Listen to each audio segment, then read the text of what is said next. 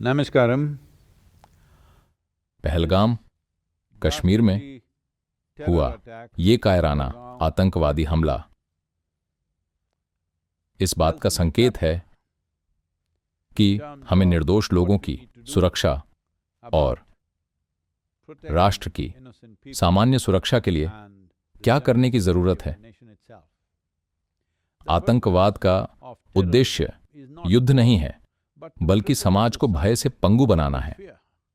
उनका लक्ष्य लोगों के बीच दहशत फैलाना है, समाज को बांटना है, देश के आर्थिक विकास को पटरी से उतारना है, हर स्तर पर हिंसा और अराजकता पैदा करना है। दूसरे शब्दों में, देश को एक विफल राज्य में बदलना है। दुनिया में होने वाली सभी प्रकार की हिंसा में से धर्म से प्रेरित आतंकवाद सबसे खतरनाक है।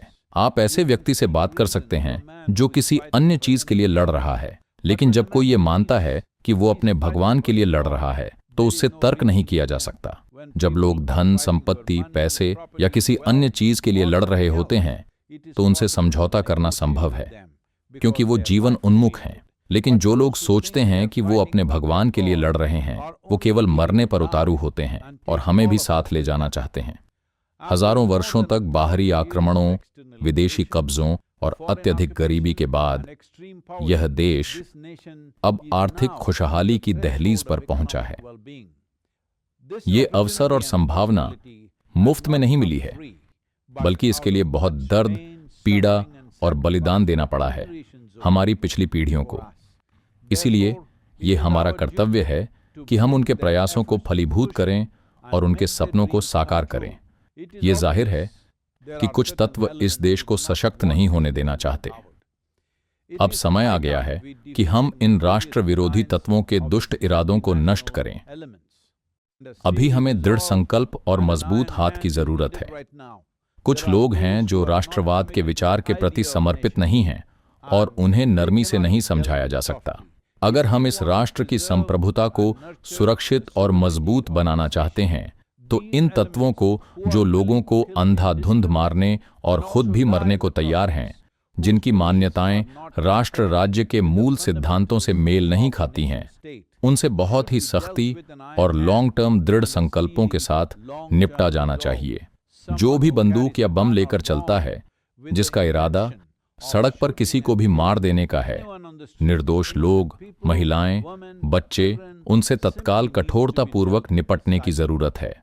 अगर हमें एक राष्ट्र के रूप में यहां रहना है, तो हमें इस देश की संप्रभुता को बनाए रखने के मूल सिद्धांतों को सीखना होगा। ये जरूरी है कि जो भी समाज और राष्ट्र के सामान्य कामकाज को खतरे में डालता है, उसे दबाया जाना चाहिए। लॉन्ग टर्म समाधान अलग हैं, लेकिन इस भगवान की लड़ाई को पूरी तरह से दबाना होगा। ये मायने नहीं रखता कि ये समाज के किस वर्ग से आता है। ये आतंकवादी हमेशा राजनीतिक मोहरे या किसी और के हाथों की कठपुतली नहीं होते।